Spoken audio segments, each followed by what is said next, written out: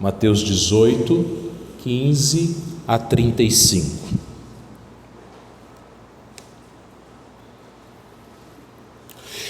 Se teu irmão pecar contra ti, vai arguí-lo entre ti e ele só. Se ele te ouvir, ganhaste a teu irmão. Se porém não te ouvir, toma ainda contigo uma ou duas pessoas, para que pelo depoimento de 2 ou 3 testemunhas, toda a palavra se estabeleça.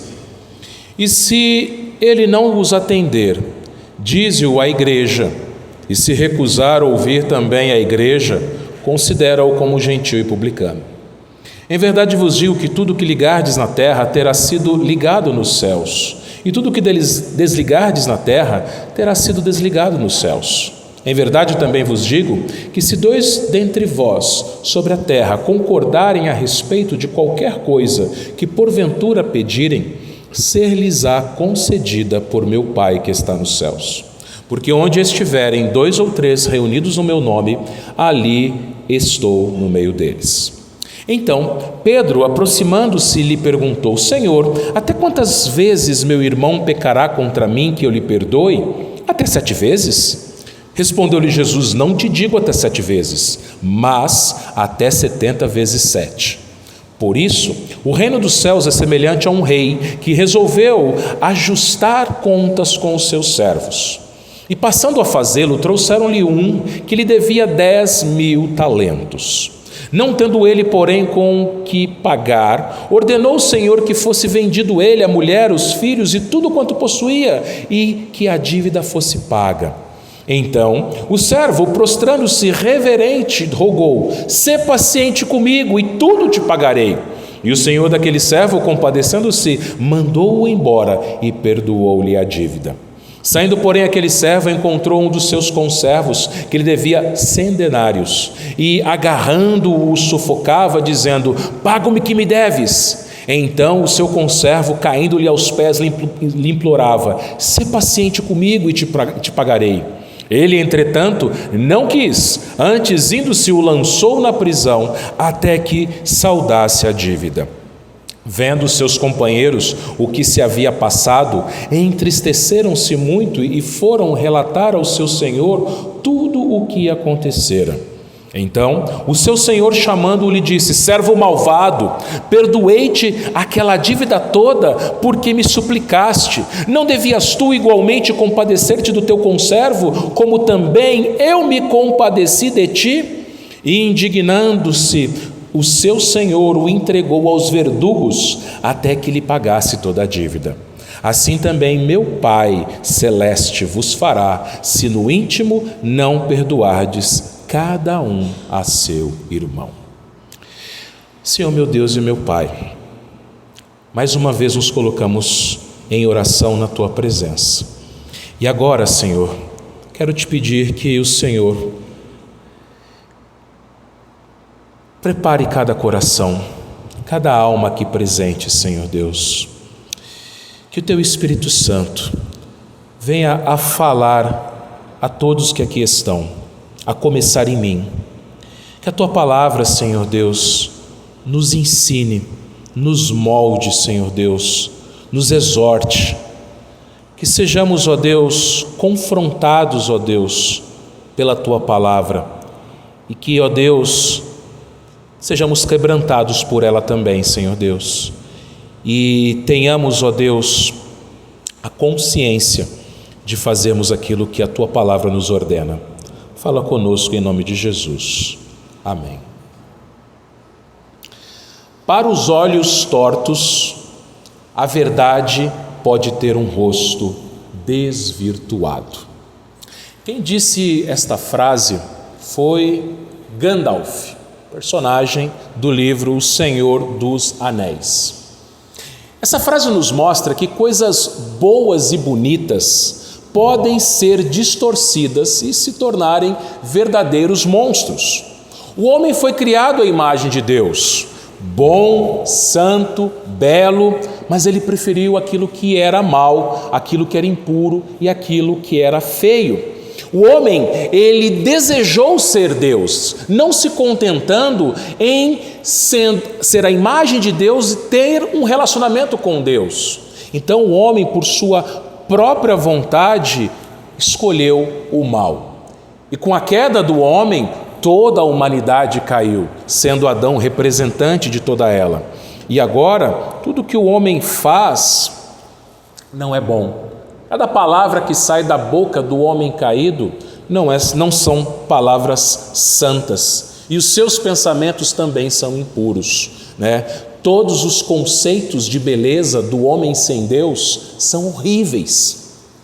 E vejam, meus irmãos, talvez alguém possa pensar que eu esteja exagerando, mas eu vou lhe dar um exemplo.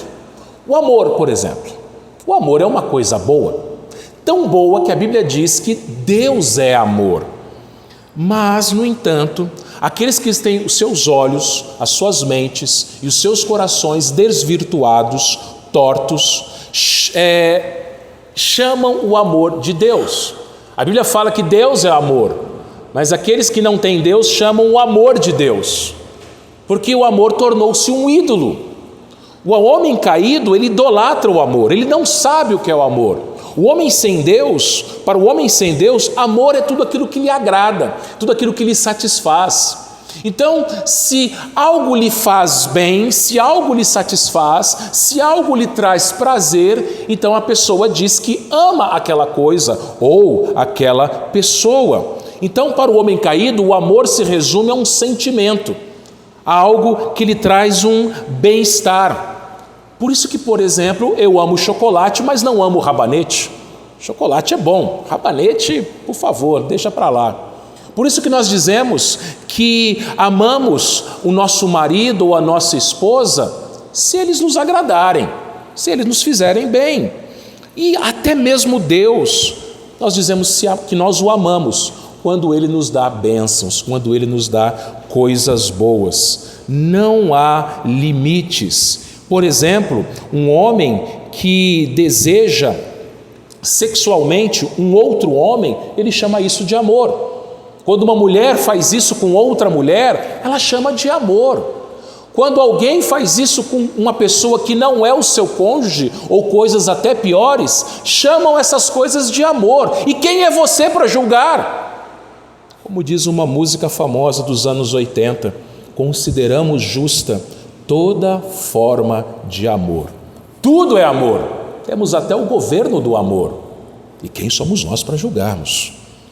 Mas isso nos mostra, meus irmãos, que o amor virou um ídolo. Tudo é feito em nome do amor. Sendo que essa distorção faz dessa idolatria um discurso do amor. O amor é mais importante. O amor é Deus. E que amor é esse que torna a própria pessoa a pessoa mais importante? Eu me amo, então eu tenho que ter os meus desejos satisfeitos. Uma pessoa que diz isso é uma pessoa que só pensa nela, que quer alcançar os seus objetivos e diz que isso se trata de amor. Isso está lá fora, mas isso entra na igreja também. Pessoas mundanas entram na igreja, algumas se convertem, outras não, mas estão dentro da igreja, e essas falsas conversões ou conversões fracas abordam um conceito errado de amor. E se forem confrontados, o confronto é visto como falta de amor.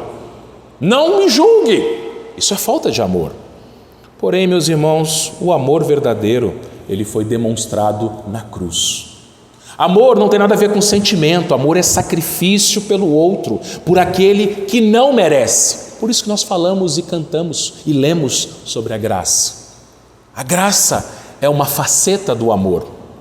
E esse amor perdoou todos os nossos pecados. No entanto, o mesmo Jesus que disse, perdoados estão os teus pecados, ele também disse, vai e não peques mais. Por isso, meus irmãos, nessa noite nós vamos ver aqueles a quem Jesus chamou para serem seus discípulos, devem amar seus irmãos. Nós temos meditado nesse ano com a série Discipulado no Evangelho de Mateus.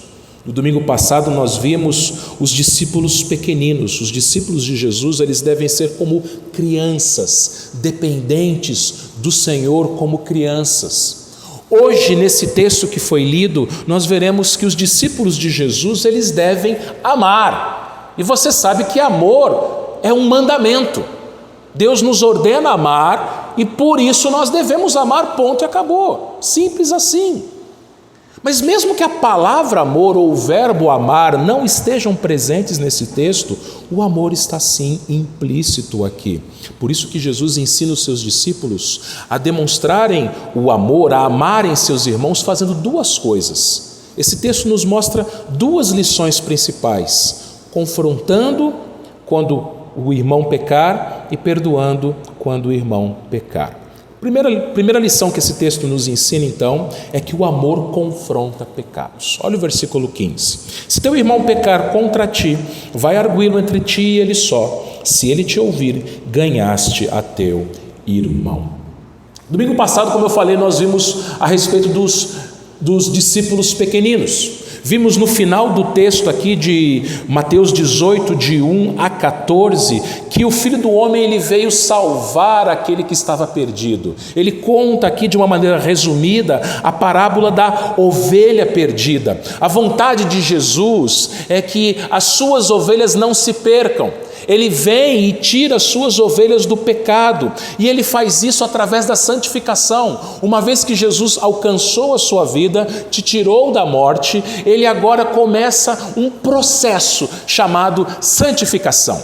E ele vai te limpando, ele vai te moldando, ele vai te lapidando para você e eu nos tornarmos cada vez mais parecidos com ele. Ele faz isso por amor. Só que esse processo chamado santificação é um processo lento e doloroso. Dói ser santo. Dói você abandonar, fazer morrer a sua natureza carnal, o seu velho homem, e se tornar um novo homem, uma nova criatura em Cristo Jesus.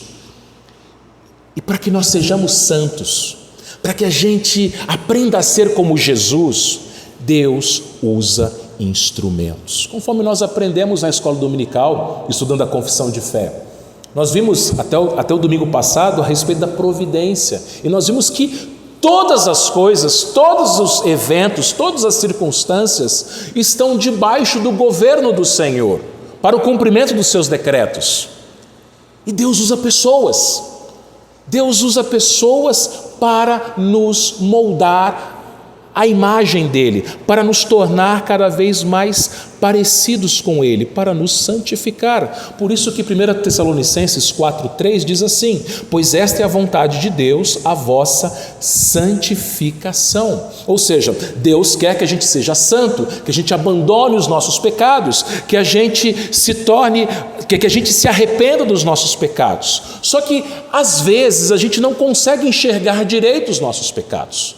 Às vezes algumas coisas nos impedem de enxergar o nosso próprio pecado e nos achamos melhores do que os outros, superiores aos outros.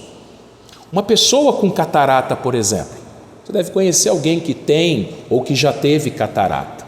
Uma pessoa com catarata, ela não consegue enxergar direito. Existe ali um impedimento na sua vista, nos seus olhos, que a impede de enxergar perfeitamente. Então o que acontece? Um médico precisa intervir cirurgicamente, retirando aquele impedimento, e uma vez que aquele impedimento é retirado e é feito o repouso, tudo aquilo que é necessário, a pessoa então volta a enxergar perfeitamente. É retirado o impedimento dos olhos da pessoa e ela agora enxerga perfeitamente. Da mesma forma, meus irmãos, nós somos instrumentos de Deus mutuamente, como uma intervenção cirúrgica na alma dos nossos irmãos. Deus usa a cada um de nós para sermos instrumentos dele mesmo, para que os nossos irmãos possam enxergar melhor e para que a gente possa também enxergar melhor. Por isso, queridos irmãos, o texto vai dizer: se teu irmão pecar contra ti, vai arguí-lo entre ti e ele só. Veja, Deus ele usa o pecado das pessoas para nos tratar. E é interessante aqui que ele fala aqui que o nosso confronto contra aquele que fez o mal contra nós é algo privado. É algo que não precisa e nem deve ser exposto, ser publicado. Mas se o meu irmão fez um mal contra mim, aquilo deve ser tratado de forma privada, sem que ninguém mais precise ficar sabendo. É interessante que na sua Bíblia, provavelmente, essas duas palavrinhas contra ti, elas devem estar entre colchetes. Isso significa que nem todos os manuscritos lá em grego possuem essas duas palavras. Mas o ponto é aqui, meus irmãos, que se o meu irmão pecar, seja contra mim, ou se eu fiquei sabendo que ele está em pecado, deve haver o confronto. Deve haver o confronto, e o confronto deve ser privado. O pecador ele deve ser colocado diante do seu pecado de tal forma que enxergue claramente essa gravidade. Mas entendam uma coisa, eu não posso confrontar o meu irmão com soberba, com superioridade ou com ira. Olha, você fez isso contra mim, olha, você falou isso contra mim, de forma alguma. Conforme nós já vimos lá no Sermão do Monte, alguns meses atrás, Mateus 7,5, Jesus ensinou assim: hipócrita, tira primeiro a trave do teu olho e então verás claramente para tirar o argueiro do olho do seu próprio irmão. Ou seja, primeiro a gente precisa se autoconfrontar para depois a gente confrontar o nosso irmão. Primeiro a gente tem que olhar para a palavra de Deus e na palavra de Deus a gente ver os nossos próprios pecados. Tira primeiro a trave do teu olho. Por quê? Porque a trave está impedindo que você enxergue os seus próprios pecados. Então, a primeira pessoa que precisa ser confrontada, que precisa ter os seus pecados confrontados, sou eu mesmo, é você mesmo. Antes da gente conversar com o nosso irmão, nós precisamos conversar com Deus a respeito de nós mesmos. Pedir para que Deus sonde o nosso coração, para que Deus veja os nossos pecados. Mas veja, o texto de Mateus 7,5 diz que depois que é retirado a trave do nosso olho, aí sim eu vou auxiliar o meu irmão e tirar o argueiro, o cisco do olho dele. Depois que eu trato o meu pecado, depois que eu me arrependo do meu pecado, aí sim eu sou um instrumento cirúrgico de Deus para que eu possa auxiliar o meu irmão a que o seu pecado também seja tratado. Por isso que esse confronto jamais é algo envolto em soberba, envolto em superioridade ou envolto em ira. Porque quem confronta é tão pecador quanto aquele que é confrontado. Por isso, meus irmãos, amor não é fazer vistas grossas para o pecado. Amor não é passar o pano, amor não é jogar o pecado para debaixo do tapete. Muitas pessoas pensam e agem dessa forma, veem o irmão em pecado, se escandalizam com isso, falam pelas costas, cometem o pecado da maledicência e não tratam o pecado. Se eu ver uma pessoa cega indo para o buraco, e eu ficar olhando e não fazer nada e pensar cada um com seus problemas, eu sou culpado pela queda daquela pessoa. Se eu vejo um irmão em pecado e eu não trato aquilo com ele, eu também vou ser culpado, porque eu vou saber do pecado, eu vou ficar magoado por causa do pecado do meu irmão, eu vou falar para um terceiro e fazer o terceiro pecar. Percebe como uma coisa é grave e até mesmo demoníaca, maligna. Por isso você não pode pensar o seguinte: não, eu estou vendo aquela pessoa, aquele meu irmão. Aqui Jesus está falando de irmãos, é igreja, está tratando com a igreja, com seus discípulos. Se eu vejo o meu irmão em pecado, não, cada um com seus problemas, ele que se vire com Deus, ele vai prestar contas a Deus. Ou pior, não, eu vejo meu irmão em pecado, eu vou contar para o pastor, vou contar para os presbíteros. Não, Jesus ele não fala, se você vê o seu irmão em pecado, ou se o seu irmão pecar contra ti, vai e conta para o pastor, vai e conta para os presbíteros. Vai você e ele só. arguí-lo. Essa palavra arguir significa confrontar, exortar, admoestar. Uma conversa franca, mansa é verdade, humilde é verdade, porque, como eu disse, quem confronta é tão pecador quanto aquele que é confrontado. Isso deve ser feito, meus irmãos, com muita discrição. Com muita discrição. As outras pessoas não precisam ficar sabendo. Se alguém na igreja pecar contra você, você tem que contar primeiro para Deus, colocar diante de Deus aquela situação e pedir para Deus sabedoria para cumprir o que está aqui. É isso que Paulo em Gálatas 6, versículo 1 nos ensina. Irmãos, se alguém for surpreendido em alguma falta, vós que sois espirituais, corrigi-o com espírito de brandura e guarda-te para que não sejas também tentado. Ou seja, essa conversa, esse confronto não é um acerto de contas, não é colocar os pingos nos is, não é ver quem está certo, de forma alguma, mas é uma conversa redentora. É você pegar na mão do seu irmão e levá-lo à cruz, e mostrar para o seu irmão que o pecado dele, assim como o seu próprio pecado, ofendem aquele que morreu na cruz pelos pecados. Não é porque ele fez o mal contra mim e eu tive o meu ego ferido, nada disso. É porque ele feriu a Cristo. Quando nós confrontamos o pecado do nosso irmão, meus irmãos, nós fazemos isso por causa de Cristo. Porque todo e qualquer pecado é um pecado contra Deus. Por isso que essa conversa confrontadora não é uma conversa de ver quem está certo, de um acerto de contas, mas é você pegar o seu irmão pela mão, humildemente, mansamente, e mostrar-lhe a cruz. Moisés, ele escreveu assim em Levítico 19, 16 a 18: não andarás como mexeriqueiro entre o teu povo, não atentarás contra a vida do teu próximo, eu sou o Senhor. Não aborrecerás, aborrecer é odiar teu irmão no teu íntimo, mas repreenderás o teu próximo, e por causa dele não levarás sobre ti pecado. Não te vingarás, nem guardarás ira contra os filhos do teu povo. Olha, crente com crente, é o povo de Deus, mas amarás a teu próximo como a ti mesmo, eu sou o Senhor. Então, o que tanto Moisés ensina e Jesus aqui ratifica o ensino de Moisés? O irmão pecou contra mim, eu não posso ser um mexeriqueiro, eu não posso sair falando, eu não posso ter pensamentos vingativos contra ele ou agir de alguma forma vingativa contra ele. Eu não posso guardar ira, amargura, mágoa no meu coração, mas eu vou lá e converso com ele.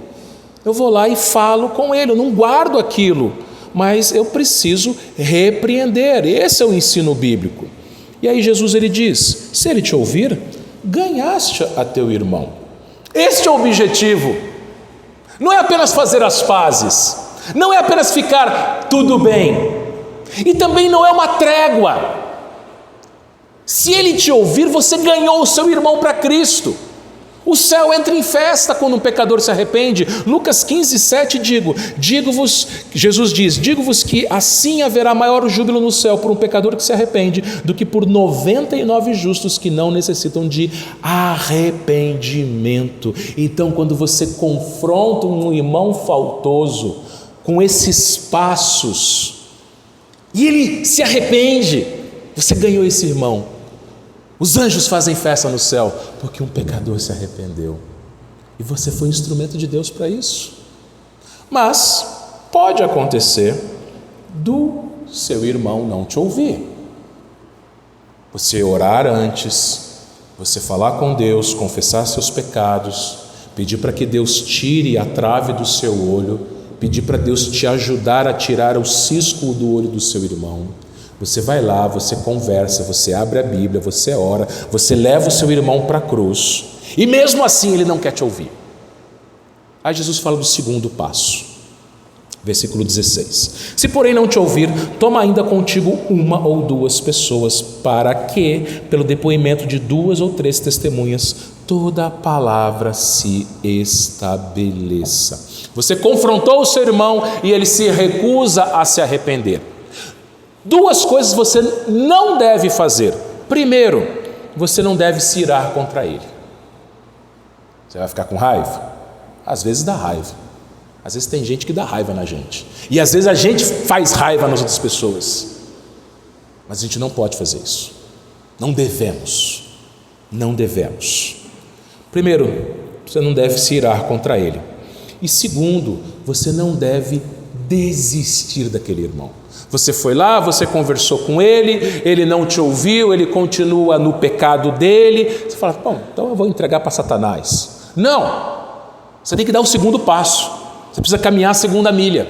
E a segunda milha você vai fazer levando algumas testemunhas. Jesus ele não especifica o número exato. Primeiro ele fala 1 ou 2 e depois ele fala 2 ou 3. O ponto aqui é que Jesus está falando o seguinte: quanto menos gente, melhor. Você tentou tratar com a pessoa, você e ela no privado, não teve êxito. Então chama poucas, quanto menos testemunhas. Para que essas testemunhas? Bom, para 2 coisas. Pelo depoimento de 2 ou 3 testemunhas se estabeleça. Para que isso? 2 funções. A primeira, para que aquelas pessoas, aquelas testemunhas, elas auxiliem você no confronto àquele irmão, mostrando para aquele irmão a gravidade do seu pecado, que o seu pecado ofende ao Senhor, que ela deve se arrepender, que ela deve voltar a ter uma vida de santidade diante do Senhor. Então você estava sozinho, agora você vai ter a companhia de mais alguns irmãos ali com você para te auxiliarem a ajudarem aquele irmão, a socorrerem aquele irmão, confrontando o seu pecado. Mas tem uma segunda função essas testemunhas também. Aliás, antes de falar da segunda, eu vou ler aqui Provérbios 11:14, diz assim: não havendo sábia direção, cai o povo, mas na multidão de conselheiros há segurança. Ou seja, mais pessoas para te dar conselho. Então a pessoa pode ouvir e falar assim: esses meus irmãos têm razão, pela palavra eles têm razão. Mas tem existe uma segunda função dessas testemunhas. Elas podem servir de testemunhas caso seja necessário o terceiro passo. Aí elas serão testemunhas que aquele irmão, 1, 2 vezes já foi confrontado, seu pecado já foi confrontado, essa pessoa já foi ali tratada de maneira, primeiramente de maneira privada, em segundo lugar de uma maneira privada, mas com algumas testemunhas, e ela não quis ouvir. Isso faz eco a Deuteronômio 19:15, diz assim, Deuteronômio 19:15: uma só testemunha não se levantará contra alguém ou qualquer iniquidade ou por qualquer pecado, seja qual for o que cometer, pelo depoimento de 2 ou 3 testemunhas se estabelecerá o fato. Então, a pessoa pecou contra você, ou você soube que aquela pessoa, e pessoa aqui não é qualquer pessoa, é o teu irmão, ele está em pecado, ele pecou contra você, ou você sabe que ele está em pecado, você orou, você pediu perdão a Deus pelos seus pecados, você se autoconfrontou os seus pecados, Deus tirou a trave do seu olho, você enxerga claramente, você pegou a Bíblia, colocou debaixo do braço, foi até aquele irmão, orou com ele, abriu a Bíblia e falou: meu irmão, você está em pecado, olha isso daqui. E cumprindo o mandamento do Senhor, eu estou te confrontando a se arrepender, porque o seu pecado foi contra mim ou não, mas sobre todas as coisas foi contra o Senhor Jesus Cristo. Seu irmão não te ouviu, se ele ouviu, amém, um júbilo no céu. Ele não te ouviu, você foi lá e levou 2 ou 3 testemunhas, para que essas testemunhas te ajudassem a aconselhar aquele irmão, para que elas falassem para aquele irmão também, assim como você, que aquele irmão está em pecado. Ele não te ouviu. Aí você parte para o terceiro passo, versículo 17: se ele não os atender, dize-o à igreja. E se recusar a ouvir também a igreja, considera-o como gentil e publicano. Perceba uma coisa, meus irmãos, que Jesus nos ensina a tentarmos, de todas as formas, os meios suasórios. O que são meios suasórios? É tentar a conversa, é tentar de uma maneira mais privada, envolvendo menos pessoas. Você tem que esgotar até a última consequência, você ali na privacidade com o seu irmão, ou se necessário você com alguns poucos irmãos como testemunhas, tentando mostrar àquele irmão o seu pecado e chamá-lo ao arrependimento. Mas chega numa situação que não dá, aquela pessoa não quer te ouvir. Jesus ele fala assim: fale para a igreja. Aí sim os presbíteros entram em cena. Nós somos presbiterianos. Ser presbiteriano é ser governado, pastoreado por presbíteros. Não somos episcopais, não somos pastoreados por um homem apenas, somos pastoreados por um grupo de homens, o conselho da igreja, os presbíteros da igreja, os regentes e docentes. A pessoa não ouviu você, primeiro privadamente, depois com testemunha. Aí o nosso código de disciplina, nós temos um código de disciplina, a Igreja Presbiteriana do Brasil, nos ensina a fazermos uma denúncia. Você chega no conselho e você fala: irmãos do conselho, aquele irmão pecou, eu tentei, segundo Mateus 18, conversar com ele, eu tentei mostrar para ele o pecado, não deu certo, eu tentei com 2 ou 3 testemunhas, não deu certo, esse irmão continua no pecado. Então, presbíteros, vocês que pastoreiam a igreja, vocês que são pastores desse irmão, ajudem esse irmão. Lembra? Nunca se esqueça, é sempre redentora. Até mesmo quando chega nesse ponto, uma disciplina eclesiástica é sempre visando a restauração do irmão, é sempre visando o arrependimento do irmão. E aí a coisa vai se tornar pública, porque os presbíteros, havendo a necessidade, tendo se tornado algo público, mais pessoas sendo envolvidas, eles precisam disciplinar publicamente, a igreja fica sabendo. Se eles não ouvirem a igreja, ou seja, os presbíteros conversaram com o irmão e aquele irmão continua no pecado, ele fala: não vou me arrepender, eu não estou errado. Jesus ele fala o seguinte: considera ele como gentio e publicano. Excomunga.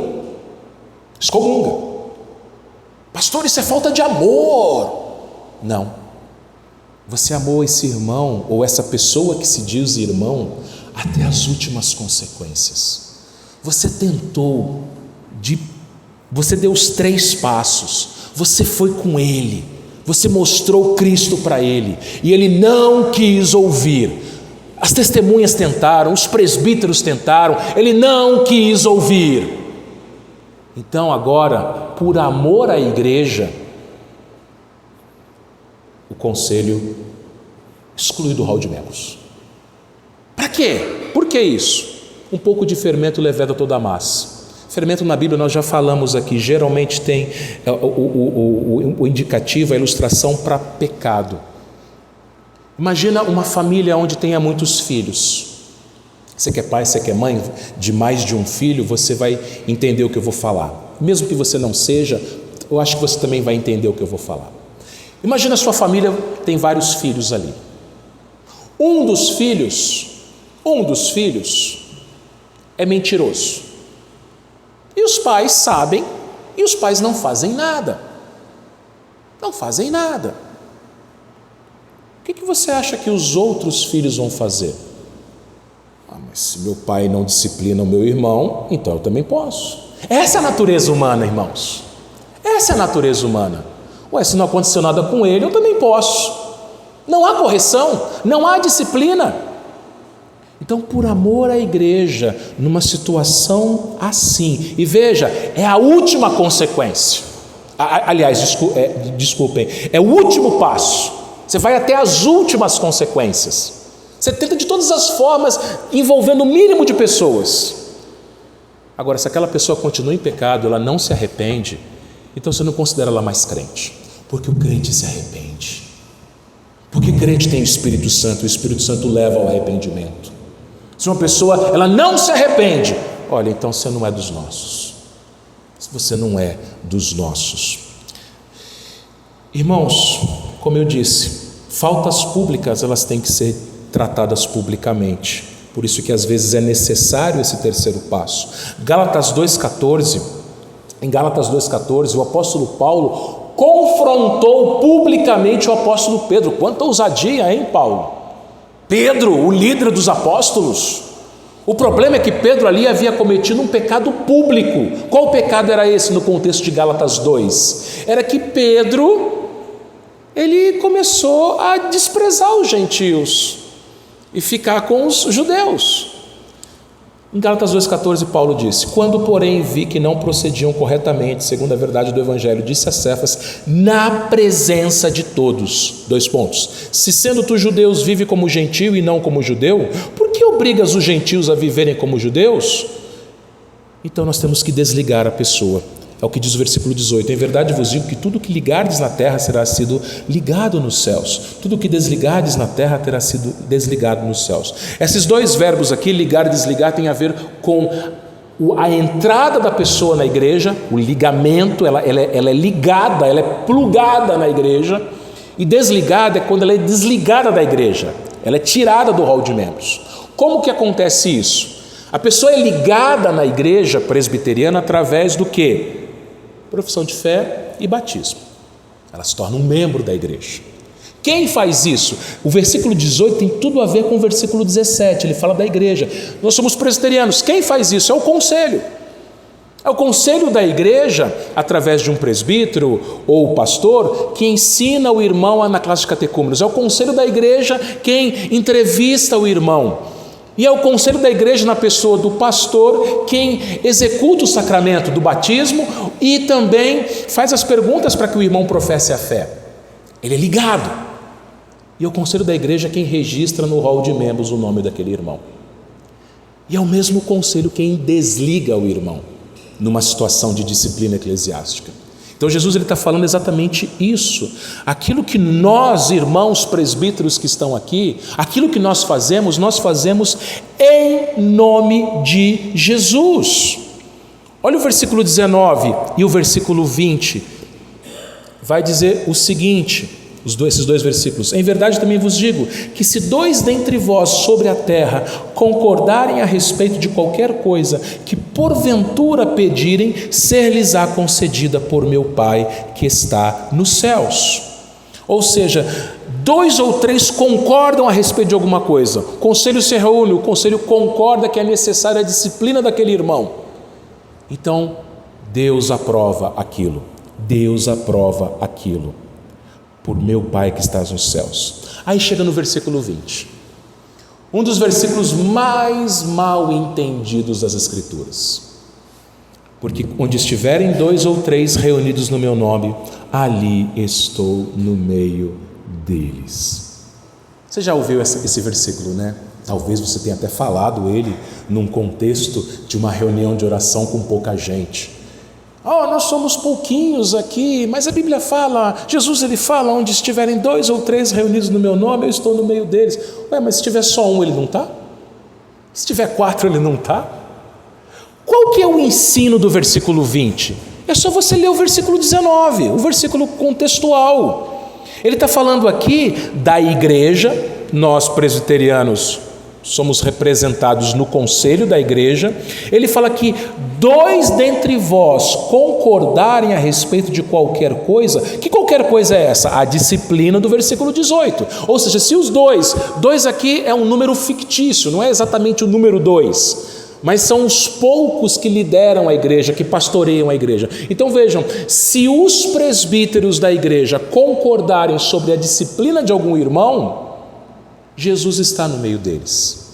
Por isso, meus irmãos presbíteros que estão aqui, vejam o peso que é ser um presbítero, tanto docente quanto regente.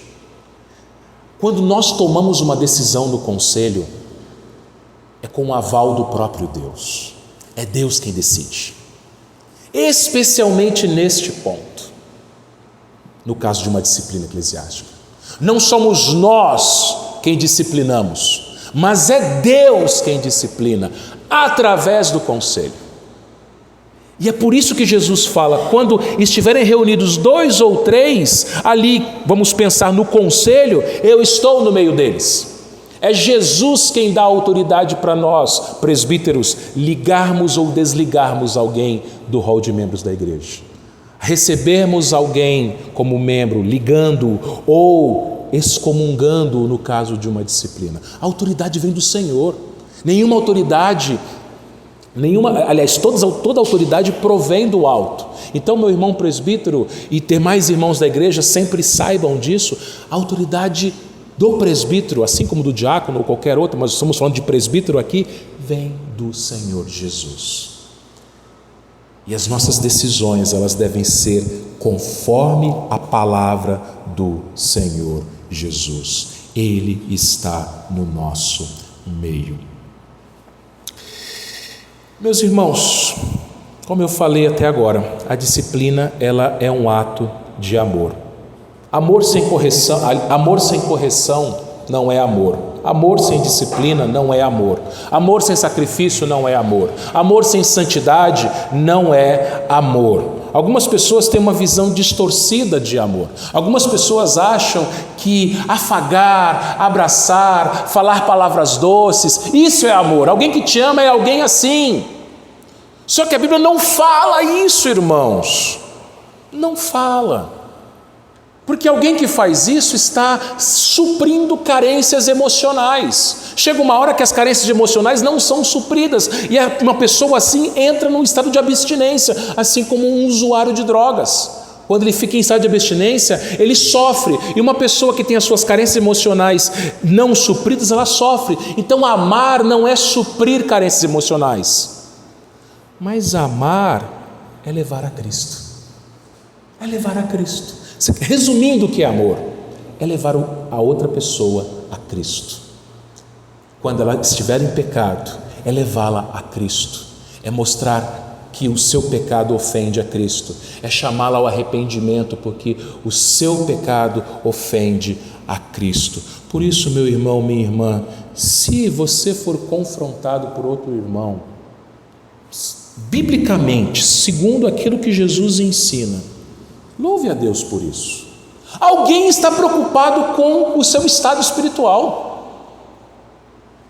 Alguém está preocupado com o seu estado espiritual. Um irmão seu não está vendo você indo para o buraco e está te alertando.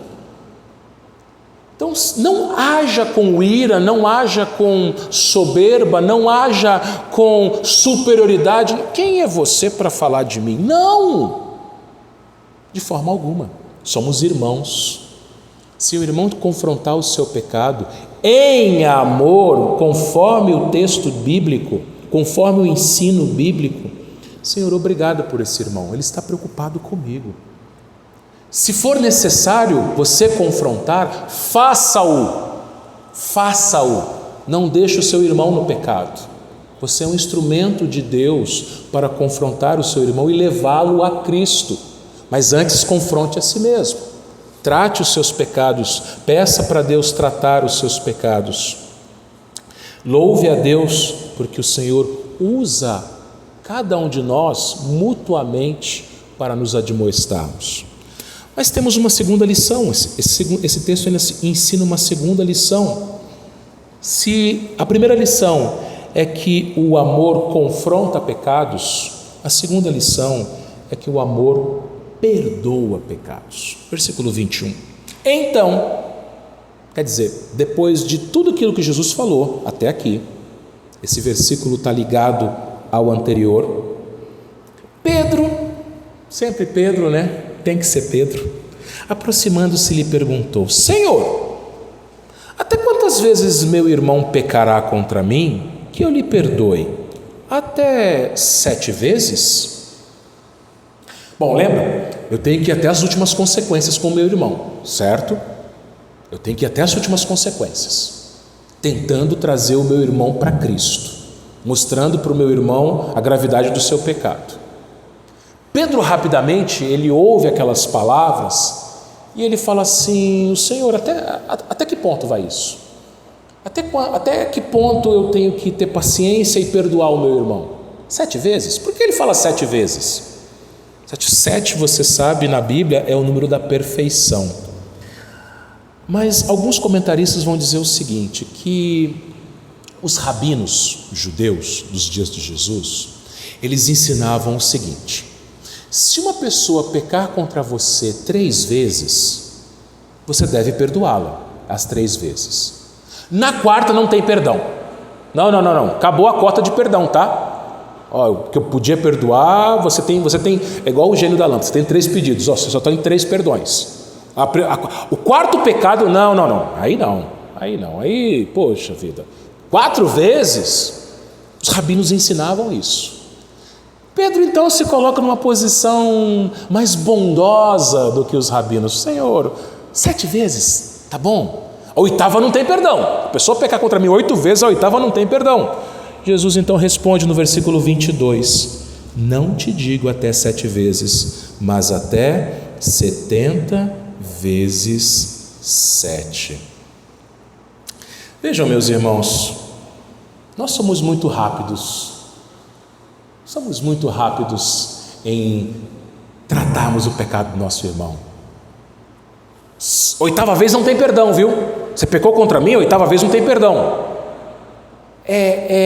Somos rápidos em perdermos a paciência com os irmãos que constantemente pecam contra a gente. A pessoa pecou 1, 2, 3, 7. Tá bom, eu perdoo até 7. 8ª não tem perdão, não dá, acabou minha paciência. Somos rápidos. Assim como também nós somos rápidos em justificarmos os nossos próprios pecados. Se nós é que estamos pecando contra alguém, e às vezes pecamos várias vezes contra alguém, aí nós começamos a procurar justificativas para o nosso próprio pecado. Não, mas isso, mas aquilo, mas foi a mulher que tu me deste, sabe? Colocar isso, e por isso que eu falo, perdão não é passar a mão na cabeça, não é sorrir, não é dizer que não é dizer está tudo bem e jogar debaixo do tapete. Perdão não é você jogar debaixo do tapete. Mas perdão é realmente tratar aquilo no seu coração. Deuteronômio 32:35 diz assim: a mim me pertence a vingança e retribuição a seu tempo, quando resvalar o seu pé, porque o dia da sua calamidade está próxima, até que o seu destino apressa em chegar. Então veja, a vingança pertence ao Senhor. A mim cabe perdoar 70 vezes 7. E Jesus aqui não está se referindo ao número 490, que é o resultado de 70 vezes 7. Mas Jesus está falando aqui, meus irmãos, que o número resultante aqui, 490, é um número muito grande. Qual que é a lição aqui nesses 2 versículos, o 21 e o 22? É que eu devo perdoar o meu irmão quantas vezes forem necessárias. Não há limite para o perdão. Todo dia você peca e eu também. E todo dia a gente confessa os nossos pecados e pede perdão. E o que você acha que Deus faz? Ele perdoa. Ele perdoa. Não há limite para o perdão. Isso nos leva à parábola, que eu vou ler aqui do versículo 23 até o 34. Vou deixar o 35 para o final. Por isso o reino dos céus é semelhante a um rei que resolveu ajustar contas com seus servos, e passando a fazê-lo, trouxeram-lhe um que lhe devia 10.000 talentos. Não tendo ele com o que pagar, ordenou o Senhor que fosse vendido ele, a mulher, os filhos e tudo quanto possuía, que a dívida fosse paga. Então o servo, prostrando-se reverente, rogou: sê paciente comigo e tudo te pagarei. E o senhor daquele servo, compadecendo-se, mandou-o embora e perdoou-lhe a dívida. Saindo, porém, aquele servo encontrou um dos seus conservos que lhe devia 100 denários, agarrando-o, sufocava, dizendo: paga-me o que me deves.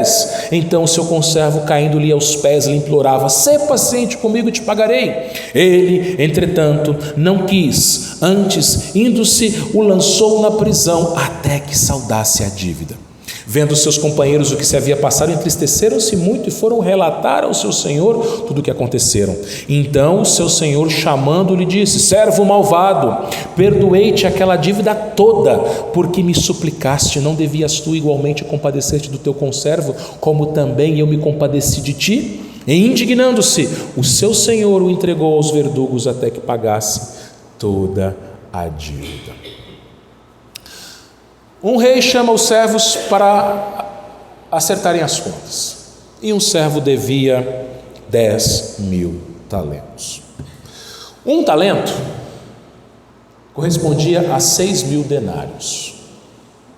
Um denário era a diária de um trabalhador naquela época. Então, um trabalhador, ele ganhava por dia um denário. Se ele trabalhasse 6 dias por semana, ele ia ganhar 6 denários por semana. Para ele ganhar um talento, ou seja, 6.000 denários, ele precisaria trabalhar 1.000 semanas, ou seja, quase 19 anos, para ele ganhar um talento.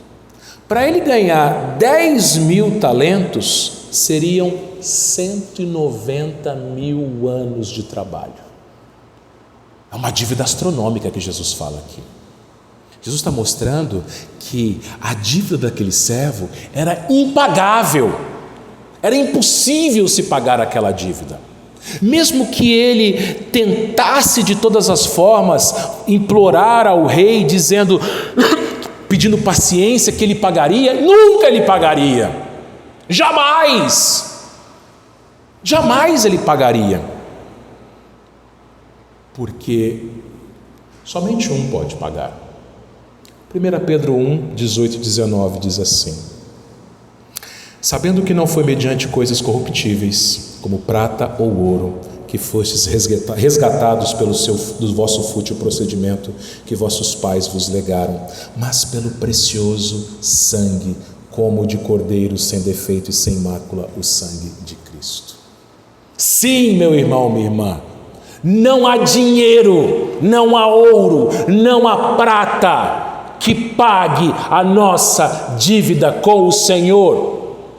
Nós tínhamos uma dívida impagável, o nosso pecado era impagável por nós mesmos. Nós pecamos contra o Senhor Deus, santo, santo, santo. E mesmo que a gente, como aquele servo, implorasse para ele: Senhor, eu passo a vida te pagando, eu não conseguiria pagá-lo de forma alguma. Era impossível pagar aquela dívida. No versículo 25, o Senhor então ordena que aquele servo fosse lançado na prisão, que fosse sua família e seus bens fossem vendidos, até que a dívida fosse paga. Seria paga quando? Nunca! Isso te lembra alguma coisa? Que lugar que as pessoas que devem a Deus serão lançadas e ficarão para sempre, porque elas nunca conseguirão pagar as suas dívidas? Porém, aquele servo tinha um conservo, e esse conservo devia 100 denários. O que são 100 denários? 100 dias de trabalho. Bom, é uma quantia possível de ser paga. Vamos lembrar, aquele servo, ele tinha sido perdoado uma dívida impagável, e agora ele encontra com uma pessoa que tinha uma dívida com ele, pequenininha comparado à dívida que ele tinha com o rei. O que ele faz? Diante dos pedidos de clemência, de misericórdia, ele lança o seu conservo na prisão. Ele não perdoa. Ele não perdoa.